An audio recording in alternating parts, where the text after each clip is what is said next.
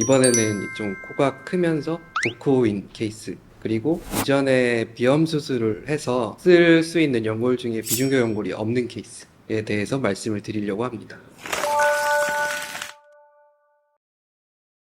이 환자분 같은 케이스는 약 한 10년 전에 비염 수술을 하셨고, 그때 이제 이미 비중격 교정술을 하면서 비중격 연골이 없는 케이스고, 외형적으로는 코가 좀 크고 매부리가 있으면서 흔히들 복코라고 하는 콧볼이 좀 큰 케이스였습니다.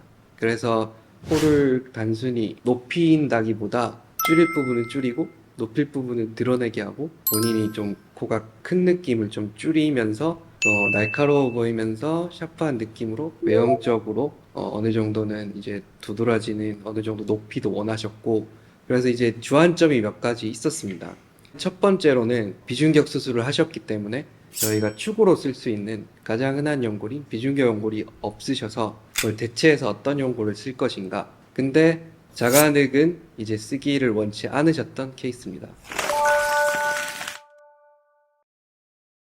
이제 흔히 쓸 수 있는 것 중에 말연골이라고 해서 말의 늑연골에서 채취한 연골입니다. 이제 이런 연골이 막 동물 연골이라고 해서 안 좋게 생각하실 수도 있는데, 흔히들 쓸 수 있는 게 성형외과에서 기존에 많이 쓰던 건 기증 늑연골이라고 해서 사람 이제 사체에서 뗀 연골 있고, 그다음 최근에는 이 말연골을 많이 쓰고 있는데, 기증 늑연골은 아무래도 이제 사체에서 채취하다 보니까 나이가 많이 드신 분의 연골이 대부분이고, 그러다가 보니까 고라가 된다고 합니다. 연골이 말랑말랑해야 되는데 고라가 많이 진행돼서 딱딱해서 쓰기가 힘들고, 썼을 때 충분한 시간 유지가 안 되고 흡수가 많이 됩니다.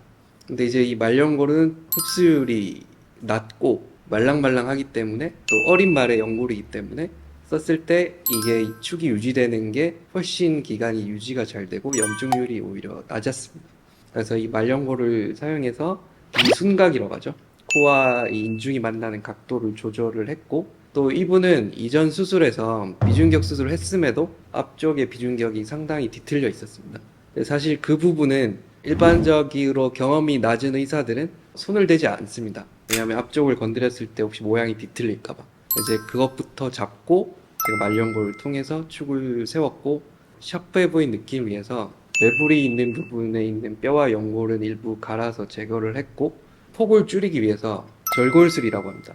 이 뼈를 이렇게 쳐서 모아주는 건데, 그래서 이제 이 폭 자체는 뼈에 해당하는 이 위쪽은 절골술을 통해서 모아줬고, 이 아래쪽에 이제 복코에 대한 부분은 복코 성형이라고 하는데, 생각보다 이것만 원하셔서 오는 환자분들이 굉장히 많습니다. 근데 이제 단순히 콧볼만 줄여서는 드라마틱한 효과를 낼 수 없고, 코끝을 어느 정도 가져와서 샤프한 느낌을 내면서 콧볼을 줄여야 되고, 그래서 이 환자분 같은 경우는 이 앞쪽에 있는 연골을 하회 측비 연골이라고 하는데, 하회 측비 연골의 이제 위쪽을 일부 절개를 해서 연골 자체 폭을 좀 샤프하게 만들어줘서 묶어서 좀 날카롭게 연출을 했고, 위에다가 또 연골을 쌓아서 코끝은 높이고 매부리가 있던 부분 줄이고 폭도 줄이고, 그 콧볼에 있는 피부는 이 접히는 선 따라서 절개를 해서 묶어서 또 콧볼은 당겨줬습니다.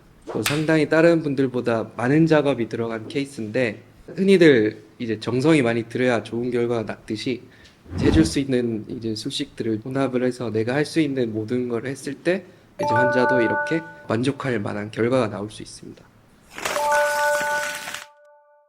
이분은 이제 10년 전에 수술을 했는데도 코 전반부가 휘어서 코가 계속 막힌 채로 살다가 이제 코가 쫙 펴져서 숨 쉬는데도 좋고, 아무래도 직업이 이제 운동을 많이 하는 이제 강사시다 보니까 이제 운동했을 때도 숨 쉬는 게 개선이 됐고, 또 이제 미적으로도 이렇게 큰 코는 사실 큰 코를 막 높이다 보면 코가 너무 커지거나 오히려 보기 흉하게 되는 게 있는데, 이렇게 디테일한 조작들을 통해서 차이점을 만들어줘서 외적으로도 굉장히 이제 자연스러우면서도 본인이 이제 원하는 높이가 있고 본인이 싫어했던 컴플렉스들이 해결된 이제 아주 만족스러워 하시는 케이스였습니다.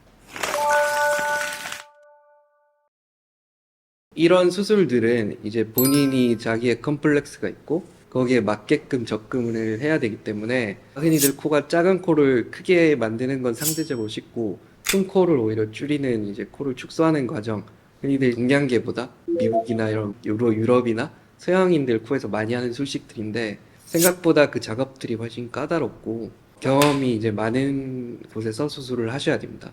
어떤 문제가 있든 우선 오셔서 상담하는 과정이 중요하고, 상담할 때 사실 본인이 원하는 거를 너무 쑥스러워하지 마시고 충분히 얘기하셔야지 거기에 맞게끔 만족도가 높은 수술을 만들어 드릴 수 있습니다.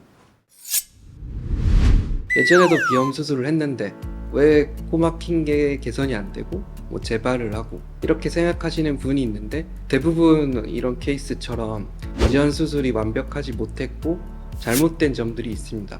그런 분들도 오셔서 상담하는 게 맞고, 피부가 두껍고 좀 코가 커서 이게 개선이 안 되고 좀 가려질 것 같은 분들도 이제 다양한 디테일한 테크닉을 통해서 외적인 만족감을 형성할 수 있기 때문에, 내 코가 뭐 크게 개선이 되겠어, 하지만 그런 니드를 갖고 계신 분들은 반드시 오셔서 상담을 진행하시길 바랍니다.